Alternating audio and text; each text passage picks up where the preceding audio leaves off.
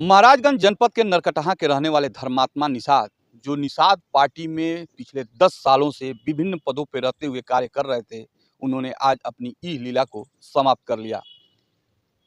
मरने से पहले उन्होंने एक नोट लिखा था, जिसे फेसबुक के पोस्ट पर पोस्ट करते हुए उन्होंने कहा है कि हमारी मौत के जिम्मेदार निषाद पार्टी के मुखिया हैं। सुसाइड नोट में उन्होंने लिखा है कि पिछले 10 वर्षों से हमने अपने परिवार को समय नहीं दिया, लेकिन निषाद पार्टी और उसके मुखिया को हमने जो है 10 सालों में बहुत ज़्यादा समय दिया।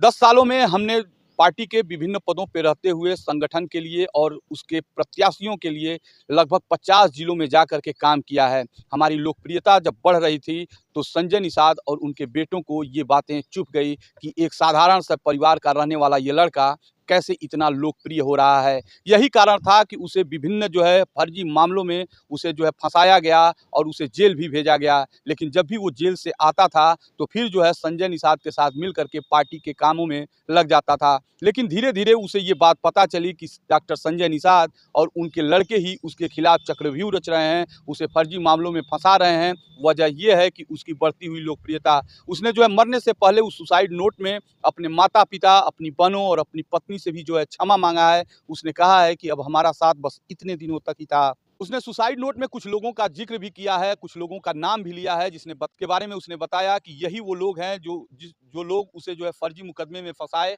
बाद में आकर के जब हमने लाइव आकर के फेसबुक पे और उन्हें जो है जान से मारने की धमकी दी, तो वो लोग जो है हमसे मिल करके और बताए कि हमें इस काम के लिए डॉक्टर संजय निषाद ने ही जो है कहा था, इस वजह से हम तुम्हें जो है फर्जी मामले में फँसाए हैं। उसने ये भी सुसाइड नोट में लिखा है कि कई बार मेरे दिमाग में आया कि मुझे परेशान करने वालों को या जो लोग मुझे फर्जी तरीके से जो है जेलों में भिजवाए हैं, मुकदमा कराए हैं, उनको मैं जान से मार दूं। लेकिन मैं ये सोच करके जो है पीछे एक कदम हटा लेता था, क्योंकि जो है मैं एक हत्यारा नहीं बनना चाहता था। मैं समाज सेवा करने के लिए था और काफ़ी समाज सेवा किया। लेकिन एक समाज सेवी को इतने कम उम्र में यूँ चले जाना और डॉक्टर संजय निषाद के ऊपर इस तरह के गंभीर आरोप लगा करके और जो है अपने जीवन को खत्म कर लेना एक बहुत बड़ा सवाल होगा। अब देखना ये होगा कि महाराजगंज की पुलिस और गोरखपुर की पुलिस इस पूरे प्रकरण को जांच करके क्या मामला निकाल करके लाती है, क्या धर्मात्मा निषाद को जो है इस मामले में जो है न्याय मिल पाएगा।